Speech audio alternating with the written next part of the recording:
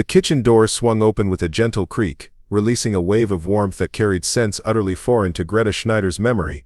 Cinnamon mingled with butter, sugar caramelized into something golden, and beneath it all the unmistakable perfume of baked apples.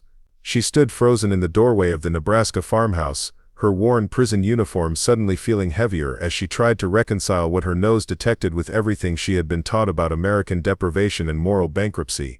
Before we jump back in, tell us where you're tuning in from, and if this story touches you, make sure you're subscribed because tomorrow I've saved something extra special for you. The autumn of 1944 had delivered Greta and 300 other German women into a reality that contradicted every whisper of propaganda they had absorbed during their service in the Reichsarbeitsdienst. These weren't soldiers in the traditional sense, but auxiliary workers who had operated radio equipment, managed supply logistics, and maintained communication networks across occupied territories. Their capture near the French border had been swift and unremarkable, processed through channels that seemed almost bureaucratic in their efficiency. What followed their transatlantic voyage defied comprehension. The processing center in New York had been their first encounter with American organizational methods that bore no resemblance to the chaos and weakness they expected. Medical examinations were thorough without being invasive, documentation was completed with mechanical precision, food appeared in quantities that suggested these Americans either didn't understand the concept of rationing or simply didn't need it. Oberaufseherin Margarete Fischer had maintained strict ideological discipline during those first weeks, reminding the younger women that American displays of abundance were surely temporary, designed to deceive and demoralize. She spoke with the authority of someone who had coordinated labor deployments across 3 countries, her voice carrying the certainty that came from years of unquestioned Nazi doctrine. But even Margarete's confidence had begun to waver somewhere between the processing center and their assignment to agricultural work details in the American heartland. The train that carried them westward became a corridor of mounting disbelief. Unlike the cramped freight cars they expected, they traveled in passenger coaches with upholstered seats and functioning lavatories. The landscape beyond the windows presented an America that simply couldn't exist according to their education. Farms stretched across horizons without visible boundaries, mechanical equipment sat idle in fields because there was so much of it that rotation was necessary. And every small town they passed blazed with electric illumination that would have been considered wasteful even during Germany's most prosperous years. Helga Zimmermann pressed her forehead against the cool glass, watching telephone poles march past in endless succession. The wires connecting every isolated farmhouse to some invisible network suggested communication infrastructure that Germany had never achieved even in its industrial centers. She had grown up in a village where a single telephone served the entire community, housed in the post office and available only for official business. Yet here these Americans had strung cables to individual homes scattered across empty prairie as if distance and expense meant nothing. The younger women whispered among themselves during the journey, their voices carrying a mixture of confusion and something more dangerous to Nazi ideology, curiosity untempered by dogma.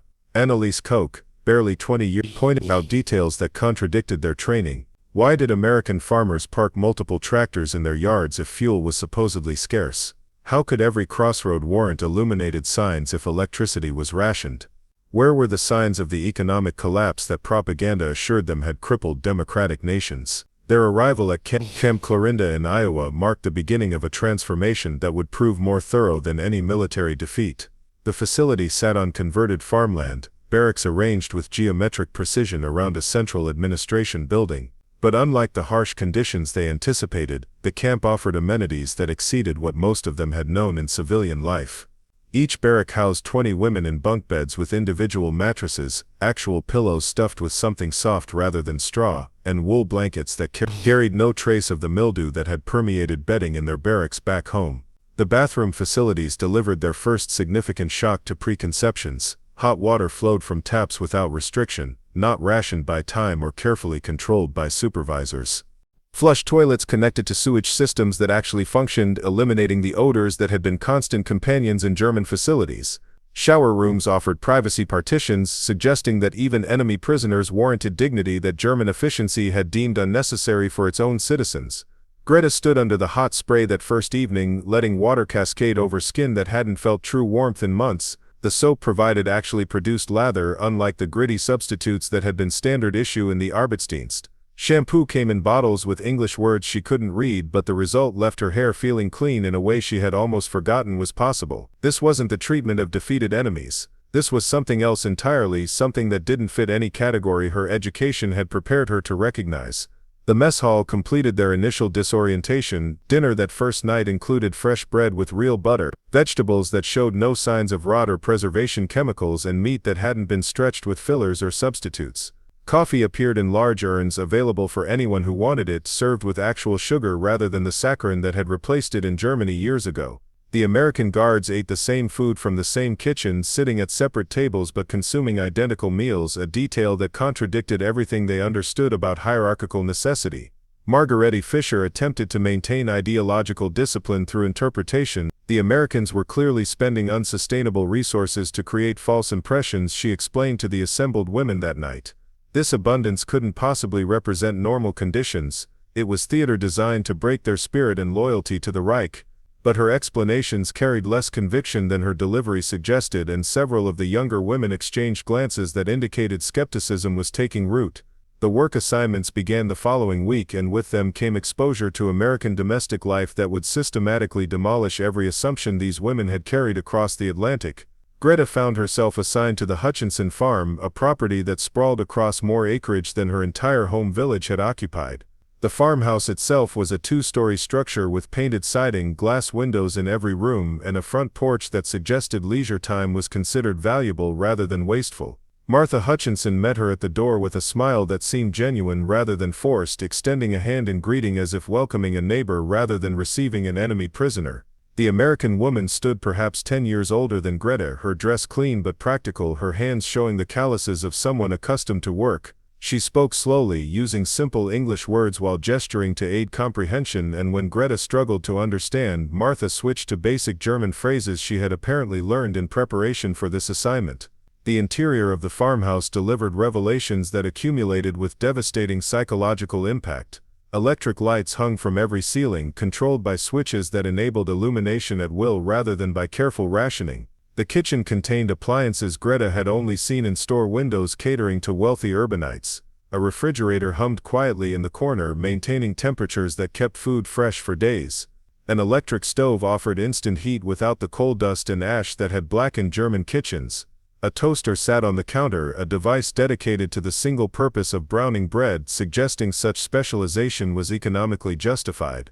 Martha guided Greta through the house with casual pride, pointing out features that she clearly considered normal but which struck her German visitor as evidence of wealth beyond measure. Running water reached both floors through pipes hidden in walls. Radiators connected to a central furnace promised warmth throughout the coming winter. Closets held clothing in quantities that suggested American women owned multiple outfits for different occasions, not the practical minimum that German efficiency demanded. Shell-lit bathroom upstairs contained a bathtub deep enough for full immersion, tiled walls that gleamed with cleanliness, and a medicine cabinet stocked with items Greta recognized from pharmacy windows in Berlin, products that had vanished from German stores years before the war began. Toothpaste in metal tubes, aspirin in glass bottles, bandages individually wrapped in paper, all arranged as if abundance was the natural state of things. Preparing and narrating this story took us a lot of time, so if you are enjoying it, subscribe to our channel. It means a lot to us. Now back to the story. Helga Zimmermann, assigned to a neighboring property, discovered similar conditions that contradicted their shared understanding of American life. The Jensen family lived in a home that could have housed 3 German families comfortably, with separate bedrooms for each of their 4 children. The luxury of private sleeping spaces for young people seemed almost decadent, yet the Jensens treated it as unremarkable, discussing their children's rooms the way German parents might mention shared sleeping quarters. The work itself proved less demanding than the psychological adjustment it required.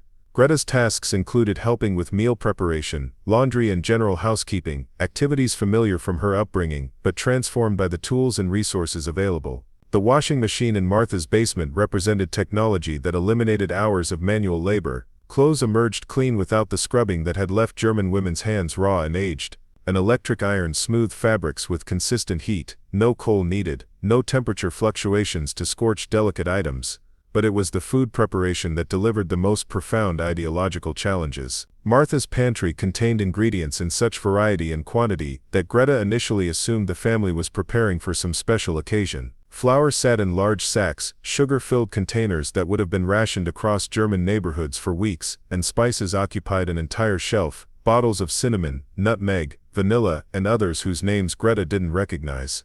Fresh eggs arrived daily from chickens kept in a coop behind the house. Milk came from their own dairy cows, so abundant that excess was fed to pigs rather than carefully preserved for human consumption.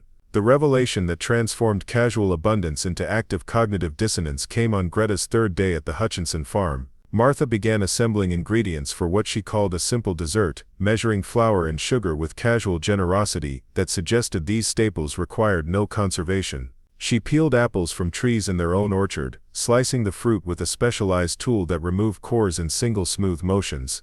Butter softened at room temperature, waiting to be incorporated into dough that Martha handled with practiced ease. Greta watched the assembly process with growing confusion.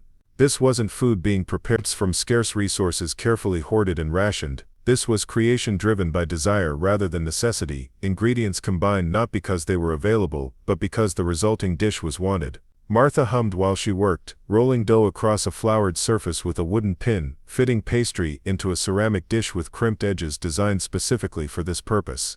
The apples disappeared beneath lattice strips of dough, sprinkled with cinnamon and sugar before the entire creation slid into the electric oven. Martha set a timer, another specialized device dedicated to the single function of measuring cooking duration, and began preparing something she called whipped cream. She poured heavy cream into a bowl and began beating it with a mechanical mixer, the electric motor doing work that would have required long minutes of manual whisking. The cream transformed from liquid to foam, sweetened with sugar and vanilla, becoming something light and rich simultaneously. When the timer chimed, Martha extracted the pie from the oven, its crust golden brown and flaking, fruit bubbling through the lattice in sweet-smelling steam. She set it on a cooling rack, explaining in her simple German that it needed to rest before serving. The casual nature of this creation, the assumption that ingredients and time could be devoted to something purely pleasurable rather than nutritionally essential, contradicted everything Greta understood about wartime sacrifice and proper resource allocation. That evening, Martha's family gathered around their dining table for a meal that included the apple pie as its conclusion rather than its centerpiece. The main course had been substantial, roasted chicken with potatoes and green beans, portions generous enough that leftovers remained when plates were cleared. Yet they proceeded to dessert as if the preceding abundance hadn't satisfied hunger, treating the pie as an expected addition rather than a special luxury.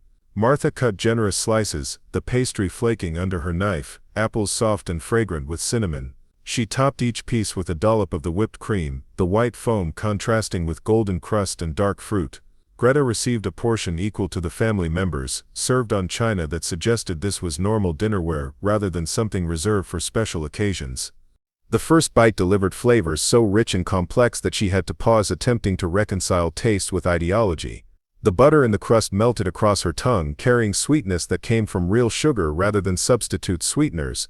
The apples had been baked to tender perfection, their natural flavor enhanced rather than disguised by spices. The whipped cream added richness that transformed the entire experience into something beyond mere sustenance. This was pleasure for its own sake, resources devoted to creating joy rather than simply preventing hunger. Martha watched Greta's reaction with obvious satisfaction, asking in halting German if she liked it. The words that formed in response came with difficulty, not because of language barriers but because acknowledging the reality before her felt like betraying everything she had been taught to believe. German propaganda had insisted American food was inferior, processed and artificial, lacking the wholesome quality of proper German cuisine. Yet this simple farm dessert exceeded anything Greta had tasted even during her childhood before rationing began.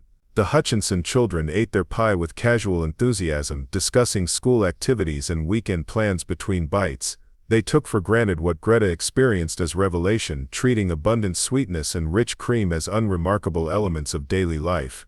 Their conversation revealed details about American childhood that contradicted propaganda about democratic weakness. They attended school in a building with indoor plumbing and central heating. They participated in activities like music lessons and sports teams that suggested leisure time was considered valuable. They discussed movies they wanted to see and books they hoped to read, indicating access to entertainment and culture that German children had been told was frivolous and dangerous. The psychological impact extended beyond the immediate sensory experience. If Americans could casually create desserts like this during wartime, what did that suggest about their overall productive capacity? If ordinary farm families devoted resources to whipped cream and cinnamon-spiced apples, what did that reveal about the abundance that made such choices possible? The questions accumulated without satisfying answers, each one chipping away at the foundation of beliefs Greta had carried since childhood. Helga Zimmermann discovered similar contradictions at the Jensen household, where she witnessed the preparation of chocolate cake made with real cocoa powder, a substance that had vanished from German stores so long ago that younger women barely remembered its taste. The Jensens served this cake on a random Wednesday evening, no special occasion or celebration required, treating it as normal rather than exceptional. When Helga expressed amazement at the casual availability of chocolate, Mrs. Jensen seemed confused by the reaction, explaining that she had purchased it at the local grocery store along with her regular shopping. The revelation that grocery stores stocked chocolate during wartime suggested supply chains and agricultural production operating at levels German planning had never achieved. Cocoa had to be imported, requiring shipping capacity and international trade networks functioning despite global conflict. Yet American civilians accessed it routinely, selecting from multiple brands based on personal preference rather than grateful acceptance of whatever was available. Annalise Koch, working at a household in town rather than on a farm, encountered urban American life that delivered additional challenges to Nazi ideology. The Morrison family lived in a modest home by American standards, yet it contained comforts that would have marked them as privileged in Germany. Their living room featured a radio the size of furniture, broadcasting programs that included news without apparent censorship, comedy shows that poked fun at government officials, and music from various cultural traditions. The casual criticism of leadership that appeared in entertainment suggested political freedoms incompatible with the authoritarian efficiency Germans had been taught was necessary for national success. The Morrison children's bedrooms contained books purchased for pleasure rather than assigned for education. Shelves held adventure stories, mysteries, and fantasies that existed purely to entertain young readers. Mrs. Morrison explained that the town library offered thousands more volumes available for free borrowing, a concept that suggested literacy and education were considered public goods rather than privileges earned through proper political alignment. The accumulation of small revelations began to overwhelm ideological resistance. These American families weren't displaying temporary abundance created to deceive enemy prisoners. They were living normal lives that included luxuries German propaganda had insisted democratic systems couldn't sustain. The apple pies and whipped cream, the chocolate cakes and varied entertainment, the private bedrooms and casual plenty all testified to productive capacity that operated on fundamentally different principles than anything these German women had experienced. Margarete Fischer attempted to maintain discipline through evening discussions where she reframed observations to align with Nazi doctrine. The Americans were depleting unsustainable resources, she insisted. This apparent wealth came from exploiting other nations and would collapse under its own contradictions. The women should resist psychological manipulation and remember their true allegiance to the Reich and its superior understanding of racial and economic reality. But her arguments grew weaker as evidence accumulated. How long could unsustainable practices continue? The American families showed no signs of anxiety about future scarcity. They planned for tomorrow, next month, next year with confidence that suggested stability rather than desperate exploitation. Their children grew up expecting abundance rather than learning to accept deprivation. Their communities functioned with cooperation that emerged from choice rather than enforcement. The autumn deepened into November, bringing preparations for an American holiday that would deliver further ideological demolition. Thanksgiving, Martha explained, was a tradition celebrating harvest and gratitude, marked by feasting that brought families together. The Hutchinson household began accumulating food for the celebration in quantities that would have sustained a German family for weeks. Turkey, Martha announced, along with stuffing, multiple vegetable dishes, cranberry sauce, rolls, butter, and of course several pies. Greta watched these preparations with mounting cognitive dissonance, the casual devotion of resources to a single meal, the assumption that abundance warranted celebration rather than careful conservation, the belief that gathering for gratitude rather than ideological reinforcement was time well spent, all challenged core assumptions about proper social organization and resource management. The holiday itself proved even more psychologically devastating than apple pie had been weeks earlier.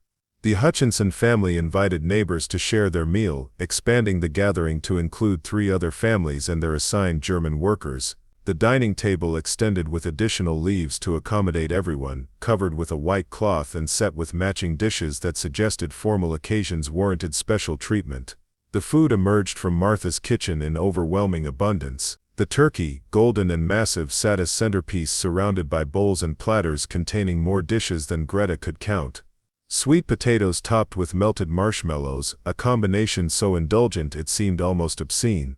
Green beans prepared with cream and fried onions, transforming simple vegetables into rich luxury.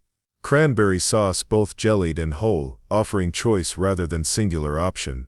Rolls so fresh that steam rose when they were broken open, butter melting into soft interior. And the pies, multiple varieties because, as Martha explained, everyone had preferences.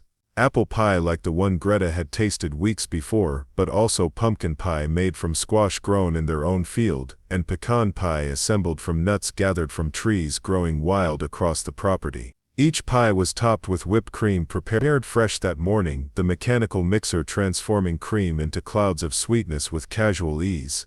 The American families bowed their heads in prayer before eating, giving thanks for abundance with words that acknowledged fortune rather than claiming deserved superiority. They thanked their God for harvest, for health, for peace in their community, and for the presence of guests at their table.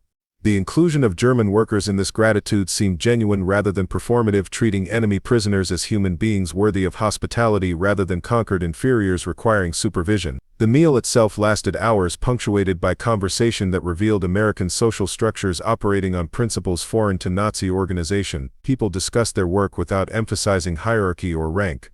They shared stories about their children without filtering content for ideological purity. They laughed at gentle humor without the cruel edge that had characterized entertainment in the Reich. They disagreed about politics without the conversation descending into accusations of disloyalty or demands for conformity.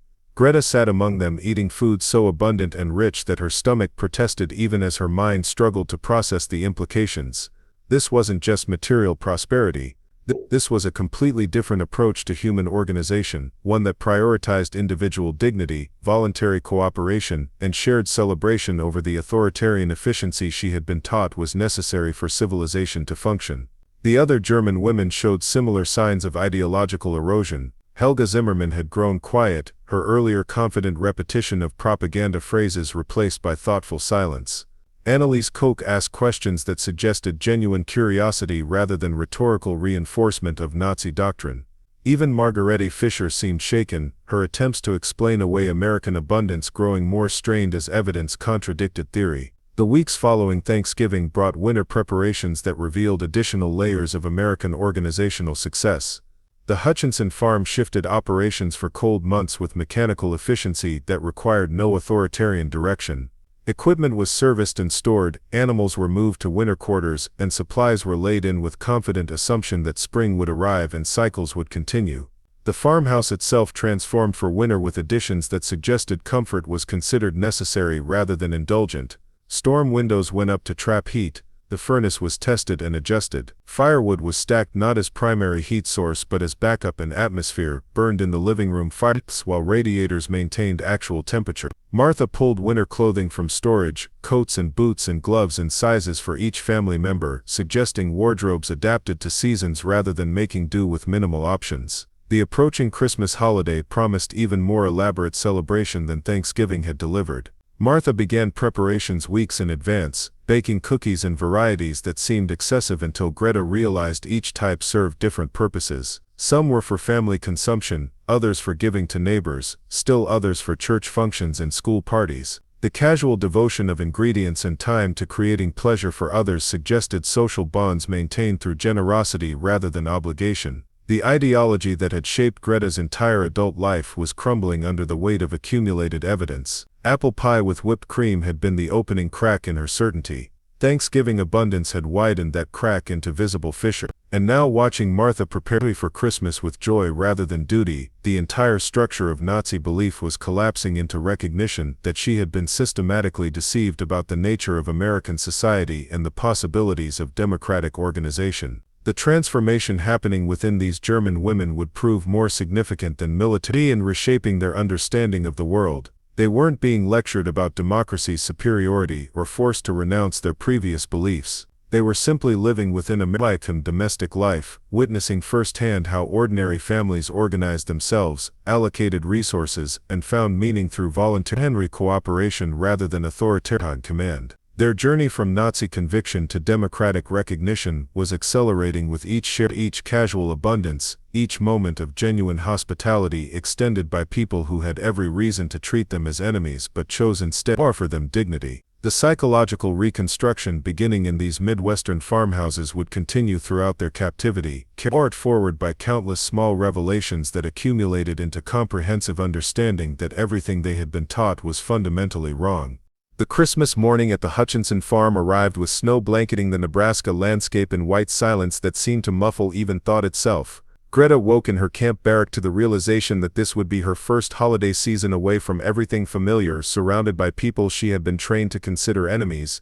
The irony struck her as she dressed in the clean clothes provided by the camp, garments that fit properly and showed no signs of the wear that had characterized her wardrobe back home. Martha greeted her arrival with the same genuine warmth that had characterized every interaction over the past months. The farmhouse had been transformed overnight, decorations appearing that suggested celebration was considered worthy of effort and resources.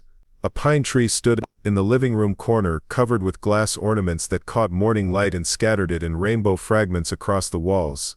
Beneath the tree sat wrapped packages, gifts exchanged not from obligation but from desire to create joy for others. The kitchen smells that morning exceeded even Thanksgiving's abundance. Martha had been baking since before dawn, creating treats that served no nutritional purpose beyond pleasure. Cookies shaped like stars and trees sat cooling on wire racks. A ham glazed with brown sugar and cloves roasted in the oven. Sweet rolls rose beneath clean towels waiting for their turn in the heat. The casual devotion of ingredients to celebration rather than sustenance continued challenging everything Greta understood about proper resource management during wartime. But it was the interactions between family members that delivered the most profound ideological demolition. The Hutchinson children opened their gifts with enthusiasm that seemed genuine rather than performed for adult approval. They thanked their parents without the formal rigidity that German children were taught to display. They played with new toys without supervision dictating appropriate activities. The freedom extended to them contradicted Nazi beliefs about necessary control and proper child development. Mr. Hutchinson asked Greta to join them for the gift exchange, presenting her with a wrapped package that she accepted with trembling hands. Inside was a wool scarf hand-knitted in colors that complemented her coloring, suggesting Martha had paid attention to details about someone she could have dismissed as merely a temporary worker. The gesture of creating something personal for an enemy prisoner struck at the foundation of beliefs about racial hierarchy and proper treatment of defeated peoples. The Christmas dinner that followed included neighbors and their assigned German workers again, the gathering even larger than Thanksgiving had been. The conversations flowed with ease that suggested these Americans found value in community connection rather than viewing social interaction as opportunity for ideological reinforcement or political surveillance. They discussed their hopes for the coming year without the careful filtering that had characterized German conversations since the party came to power. Helga Zimmermann sat across the extended table, her expression revealing the same cognitive struggle that Greta felt. The evidence before them couldn't be dismissed as temporary or artificial. This was normal American life, the baseline from which these families operated. The abundance wasn't created to deceive prisoners. It existed because democratic capitalism had generated productive capacity that enabled ordinary people to live with dignity and comfort that German propaganda had insisted was impossible without authoritarian control. The weeks following Christmas brought winter routines that further cemented understanding of American social organization. The local school remained open despite cold weather, heated buildings ensuring children could continue education without interruption.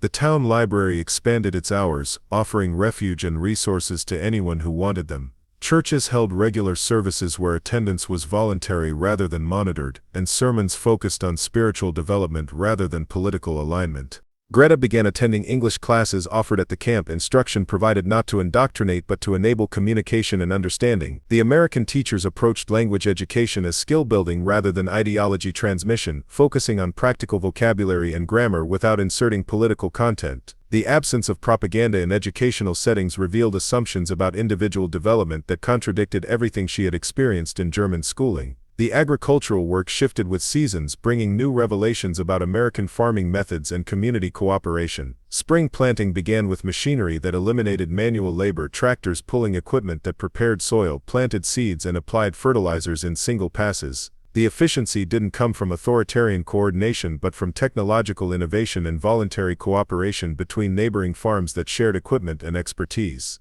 Martha's garden planning revealed assumptions about future stability that suggested confidence in continued abundance rather than anxious hoarding against anticipated scarcity. She ordered seeds from catalogs that offered dozens of varieties of common vegetables, selecting based on flavor preferences rather than simple availability. She discussed crop rotation and soil management with neighboring women, sharing knowledge freely rather than guarding techniques as competitive advantages. The summer harvest brought abundance that exceeded even winter holiday feasting. Vegetables emerged from gardens in quantities that required preservation for future use, but the methods available to American farm women eliminated the labor that German preservation required. Pressure canners processed jars with mechanical efficiency. Freezers maintained temperatures that kept food fresh for months. The technology supporting domestic work suggested that women's time was considered valuable enough to warrant investment in labor-saving devices. Annalise Koch discovered similar patterns in her urban placement, where Mrs. Morrison's household management revealed organizational approaches foreign to German domestic life. Shopping occurred weekly rather than daily, made possible by refrigeration that kept perishables fresh. Meal planning happened in advance, enabled by reliable supply chains that ensured ingredients would be available when needed. The casual assumption that systems would function without disruption suggested social stability that German life had never achieved even during peacetime. The turning point for many of the German women came not from single dramatic revelation but from accumulated small recognitions that their previous understanding had been comprehensively wrong. Margarete Fischer, who had maintained ideological resistance longer than most, finally acknowledged the truth during a summer evening conversation with other prisoners. The evidence was overwhelming and undeniable because they lived within it rather than simply observing from distance. American abundance wasn't temporary theater created to deceive them. It was the normal operation of democratic society that had achieved productive capacity through voluntary cooperation, technological innovation, and individual freedom.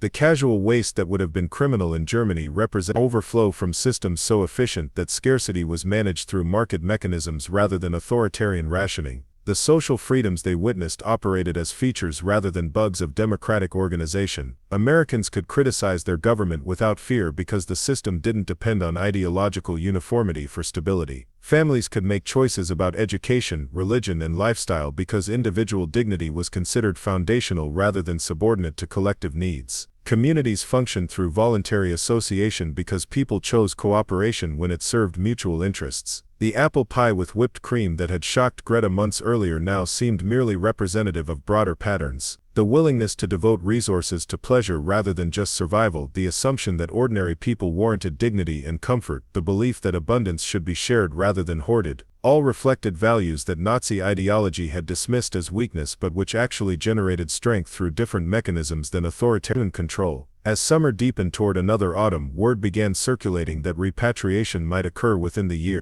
The prospect of returning to Germany brought mixed emotions for women who had been transformed by their captivity. They would carry home understanding that contradicted everything their compatriots had been taught about American weakness and democratic failure. They had witnessed firsthand that free people could achieve what authoritarian systems claimed was impossible. Greta stood in Martha's kitchen one August morning, helping prepare peach cobbler from fruit grown in their own orchard. The familiar motions of peeling and slicing had become comfortable through repetition, but the context remained revolutionary. She was working alongside a woman who treated her as human being worthy of respect rather than defeated enemy requiring supervision.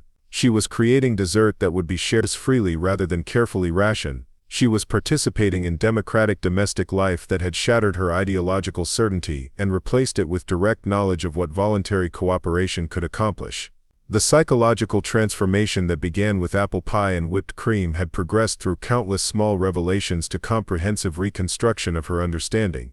Nazi propaganda had taught her that Americans were weak, decadent, and incapable of sustaining civilization without the racial purity and authoritarian efficiency that Germany represented. But everything she experienced contradicted those teachings with evidence too overwhelming to dismiss. These American families weren't weak, they were strong through different means than Germans understood. Their abundance came not from exploitation but from productive systems that rewarded innovation and protected individual rights. Their social cohesion emerged not from enforced conformity but from voluntary associations that served mutual interests.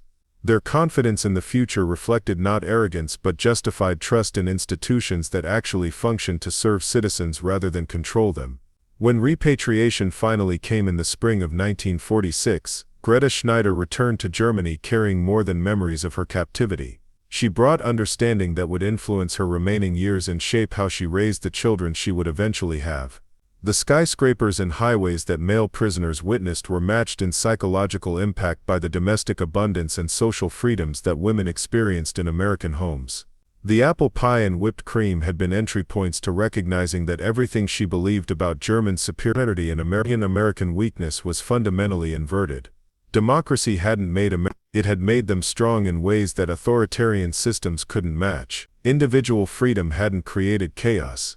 It had enabled innovation and prosperity that central planning never achieved. Voluntary cooperation hadn't generated inefficiency. It had produced abundance that made rationing unnecessary. These German women returned home as inadvertent witnesses to democratic success, carriers of knowledge that formal denazification programs couldn't provide. They had lived within American society and experienced directly what propaganda had insisted was impossible. Their testimony would contribute to reshaping German attitudes in ways that military occupation alone couldn't accomplish, spreading understanding that freedom and prosperity weren't incompatible but were actually mutually reinforcing. The transformation that began in Nebraska farmhouses and Iowa kitchens would ripple through German society for generations, carried by women who had discovered that the simple act of sharing dessert could demolish ideology more effectively than any political argument. The whipped cream and cinnamon-spiced apples had been more than food. They had been evidence of a different way of organizing human society, proof that democracy worked not despite individual freedom but because of it. Up next, you've got two more standout stories right on your screen. If this one hit the mark, you won't want to pass these up. Just click and check them out.